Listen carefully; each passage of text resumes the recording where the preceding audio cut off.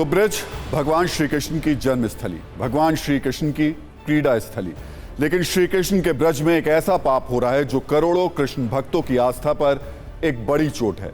इस देश में हर किसी को इंतजार है कि ज्ञानवापी पर फैसला कब होगा। हर कोई ये जानना चाहता है कि अयोध्या में राम मंदिर कब बनकर तैयार होगा। लेकिन श्री कृष्ण से जुड़ी एक जगह बारूदी धमाकों से खत्म की जा रही है, लेकिन इसकी गूंज किसी के कानों तक नहीं पहुंच रही। देश में मौजूद लोगों को या फिर मीडिया के कैमरों को भगवान श्री कृष्ण की याद आखिर जन्माष्टमी के दिन ही क्यों आती है, जब बड़ी संख्या में लोग वहां दर्शन के लिए जाते हैं। लेकिन आज जब उस जगह को खनन माफिया तबाह कर रहे हैं, कृष्ण की निशानियों पर चोट कर रहे हैं, तो उन पर बात करने वाला कोई क्यों नहीं है। वैसे खनन माफिया का नाम आते ही हर किसी को लगता है ये तो एक बहुत मामूली सी बात है, लेकिन अफसोस की बात यह है कि हमने इसे मामूली बना दिया है। ब्रज में जो कुछ हो रहा है वो खतरा हमारी और आपकी सोच से कहीं ज्यादा बड़ा है। इसलिए आज हमने इस पर एक मुहिम शुरू की है और ये अपील है कि आज आपको भी हमारी इस मुहिम के साथ जुड़ना होगा।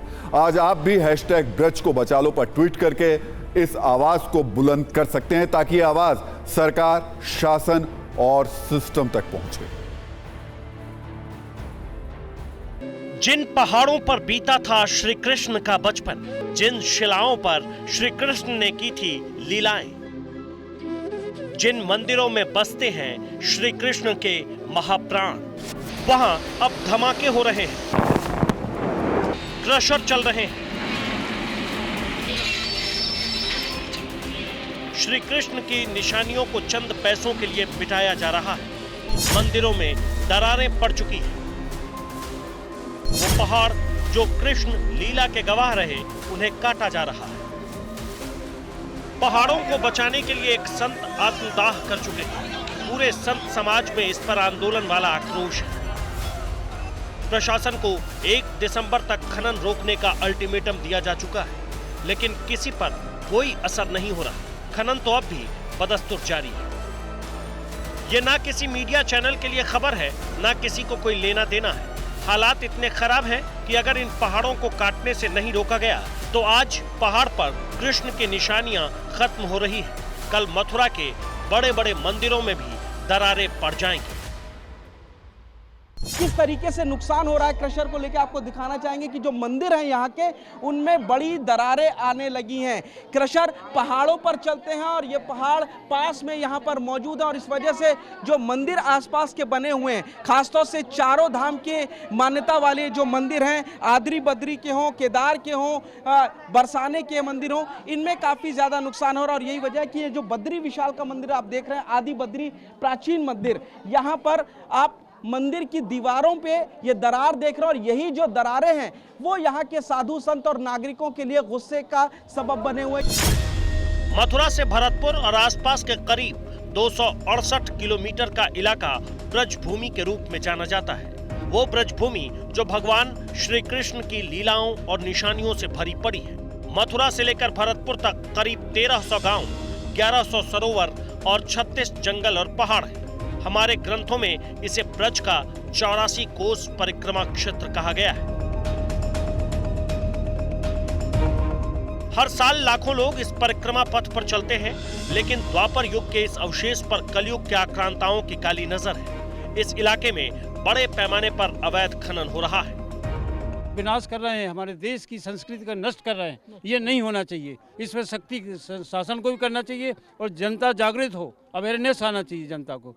पहाड़ काट के और जो पेड़ काट के जो लोग ले जा रहे हैं, ये नहीं होना चाहिए। ये बहुत गलत है। खनन कर रहे हैं, उन्हें तो हमें बिल्कुल रोकना चाहिए। सरकार के जो नुमाइंदे हैं गंभीरता से इसको ध्यान में नहीं ले रहे हैं। इससे सनातन धर्म की बहुत बड़ी क्षति होगी और ब्रज क्षेत्र में इस तरह का खनन रोका जाए, बिल्कुल नहीं हो। हमारी पुरातत्व है, पुरानी संस्कृति है, उसको हमें बनाए रखना है, आगे भी उसकी रक्षा करना है। ये आदि बद्री का मंदिर है। मान्यता है कि यहाँ तीर्थ करने से चारों धाम की यात्रा पूरी हो जाती है। क्रशर के कारण मंदिर की दीवारों पर अब दरार है। पुजारियों को डर है कि खनन ऐसे ही जारी रहा तो मंदिर नष्ट हो जाएंगे। क्या कहना चाहेंगे, इस तरीके से मंदिरों को बहुत नुकसान हो रहा है? हम तो यही कहेंगे, जितने पैसे के लोभ में काम हो रहे हैं, चंद रुपयों के लिए, ये पर्वत दिव्य हैं, ये ठाकुर जी की लीला भूमि है। वो जो तुम चंद रुपया कमाओगे इन पर्वतों को बेच करके, वो तुम्हें सुख कभी प्रदान नहीं करेगा। वो तो तुम्हारे आने वाली पीढ़ियों को भी नष्ट कर देगा। ब्रजवासियों और साधु संतों में खनन माफियाओं के खिलाफ बहुत गुस्सा है। संत विजयदास ने आदि बद्री और कनिकांचल पर्वत के खनन के खिलाफ 500 दिन प्रदर्शन किया। जब सुनवाई नहीं हुई तो 551 दिन बाद उन्होंने खुद को आग लगाई। मेरे पीछे जो पहाड़ आप लोग देख रहे हैं, दरअसल यही सब पहाड़ हैं जहां पर खनन किया जाता है। और जो ब्रजभूमि इलाका है, 84 कोस का जो इलाका है, वहां के पहाड़ों को काटने का विरोध संत समाज कर रहा है। और इसी खनन का विरोध करते हुए संत ने अपनी आत्मदाह किया था। संत विजयदास थे जो कि यहाँ पास के गांव में रहते थे, उन्होंने आत्मदाह कर लिया था। ब्रज इलाके में खनन के खिलाफ पिछले 18 साल से लड़ाई लड़ रहे बरसाना के राधाकांत शास्त्री का कहना है कि 18 साल हो गए खनन के खिलाफ लड़ाई लड़ते हुए, लेकिन अभी तक न्याय मिला ही नहीं। चाहे हमको एक साधु नहीं, हम लोगों सबको न्यौछावर होना पड़े, हमारे सारे मतलब साधु समाज को, हम लोग 1 दिसंबर से फिर से आंदोलन करेंगे। हम सारे साधु समाज वहाँ एकत्रित होंगे और चाहे किसी भी परिस्थिति हो, हम लोगों को इन क्रशरों को बंद कराना ही है। वैसे तो अवैध खनन कोई बड़ी बात नहीं है, लेकिन आज सवाल करोड़ों श्री कृष्ण भक्त से। क्या हम इसे मामूली खनन समझकर चुप रहेंगे? क्या उन करोड़ों भक्तों की ये जिम्मेदारी नहीं कि श्री कृष्ण जन्मभूमि को बचाने की कोशिश में वो आगे आए? आज कृष्ण भक्त के आस्था की परीक्षा है और अब जिम्मेदारी उनकी है कि वो आगे आए, ब्रज को बचा ले।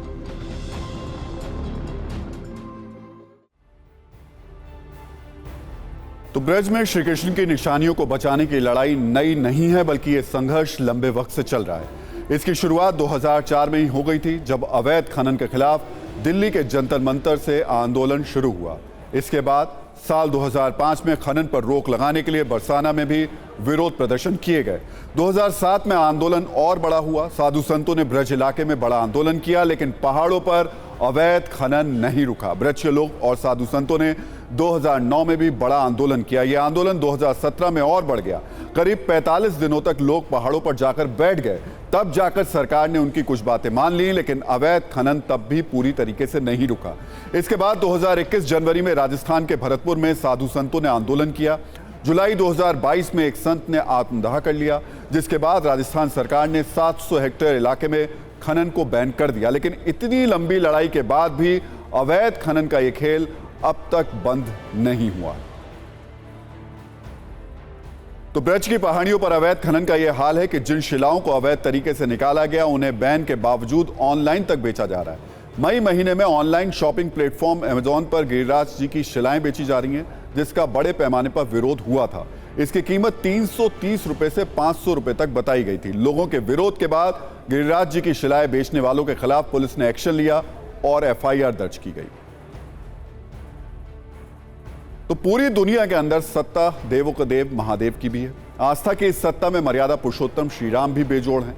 लेकिन आपको यह जानकर हैरानी होगी कि पूरी दुनिया के अंदर सबसे ज्यादा भक्त भगवान श्री कृष्ण के ही हैं। इसलिए आज जो खबर हम आपको दिखा रहे हैं, वो सिर्फ देश में रहने वाले कृष्ण भक्तों के लिए नहीं है, बल्कि पूरी दुनिया में मौजूद करोड़ों कृष्ण प्रेमियों के लिए यह बहुत ज्यादा जरूरी है। वैसे श्री कृष्ण की ग्लोबल सत्ता के कई उदाहरण हैं, जिसमें एक मजबूत उदाहरण इस्कॉन का भी है, जिसके पूरे दुनिया में करीब 800 सेंटर मौजूद हैं। इनमें करीब 500 मंदिर विदेशों में और करीब 250 से 300 मंदिर भारत में मौजूद हैं, जहां सुबह शाम श्री कृष्ण की आराधना होती है। इसलिए हमारी कोशिश है कि ब्रज में जो कुछ हो रहा है उसके खिलाफ हमारी मुहिम में तमाम लोग जुड़े। हमारी अपील है कि आप लगातार #ब्रज को बचा लो पर ट्वीट करें, जिससे इस आवाज को मजबूत तरीके से उन लोगों तक पहुंचाया जा सके जो खनन माफिया के इस अवैध खेल का अंत कर पाए। तो अपनी तिजोरियों को भरने के लिए खनन माफिया कृष्ण भक्तों की आस्था पर चोट कर रहे हैं। चिंता की बात यह है कि अब यह खतरा सिर्फ ब्रज के आदि बद्री मंदिर तक ही सीमित नहीं है, बल्कि सच यह है कि अगर इस पर फौरन एक्शन नहीं हुआ तो ब्रज नगरी में मौजूद श्री कृष्ण की तमाम निशानियां भी खतरे में पड़ जाएंगी। इसमें बहुत सी ऐसी निशानियां हैं जो पूरी दुनिया में मशहूर हैं, जहां इस विश्व के कोने कोने से लोग पहुंचते हैं। 84 कोसी परिक्रमा, बांके बिहारी मंदिर, मुमकिन है कि श्री कृष्ण से जुड़ी हुई आस्था के इस केंद्र पर आप भी गए हों। इसके अलावा निधि वन, श्री कृष्ण जन्म स्थान और इस्कॉन मंदिर, ऐसी तमाम निशानियों पर खनन माफियाओं की नजर पड़ सकती है। अभी पड़ी नहीं है, लेकिन हम इसलिए आपको चेतावनी दे रहे हैं कि वो जिस तरीके से लगातार उस पूरे एरिया में खनन कर रहे हैं, उससे उनकी नज़र वहाँ भी पहुँच सकती है। उनकी अनमोल धरोहरों को खनन के जरिए नुकसान पहुँचाया जा सकता है। इनमें बरसाना का राधा रानी मंदिर और विश्व विख्यात गोवर्धन पर्वत भी शामिल है। तो ब्रज की यह खबर सिर्फ आस्था से नहीं जुड़ी हुई है। इस खबर का दूसरा पहलू भी कम परेशान करने वाला नहीं है। जिस तरह देश के अंदर पहाड़ों और नदियों का सीना चीरकर खनन का कारोबार फल फूल रहा है, वो आने वाले समय के लिए एक बहुत बड़े खतरे का अलार्म है।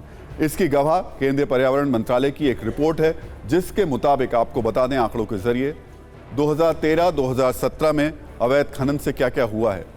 हर साल 2013 और 7 से लेकर 17 तक 4,16,000 जो हम इस पूरे आंकड़ों को हम आपको बताते चलते हैं। केंद्रीय पर्यावरण मंत्रालय की तरफ से जो आंकड़े दिए गए हैं खनन को लेकर के, हर साल 1 लाख का ये आंकड़ा है, हर महीने 9,000 का, हर दिन 300, हर घंटे 12। जो माइनिंग की आंकड़े हैं वो यही बताते हैं, यानी अमूमन पूरे देश में हर साल माइनिंग की, जो इलीगल माइनिंग की 1 लाख घटनाएं होती हैं। जिस तरीके से ये तमाम हमने जो आंकड़े आपको दिखाए हैं वो उसी की तरफ इशारा करते हैं, उसी को बताते हैं। मतलब हर महीने अवैध खनन की 9,000 घटनाएं, हर दिन अवैध खनन की करीब 300 घटनाएं और देश में हर घंटे अवैध खनन की करीब 12 घटनाएं हो रही हैं। हमारा मानना है कि ब्रज के 268 वर्ग किलोमीटर क्षेत्र में तुरंत अवैध खनन बंद होना चाहिए। इसके लिए जो दोषी हैं उन पर तुरंत कार्रवाई होनी चाहिए। खनन माफिया पर कार्रवाई के लिए बुलडोजर का इस्तेमाल भी इच्छा अनुसार किया जा सकता है। ये कार्रवाई जल्द से जल्द हो और सत्ता तक इसकी डिमांड पहुंचे। इसके लिए आप #ब्रज को बचा लो पर अपनी राय, अपनी आवाज को ट्वीट कर सकते हैं।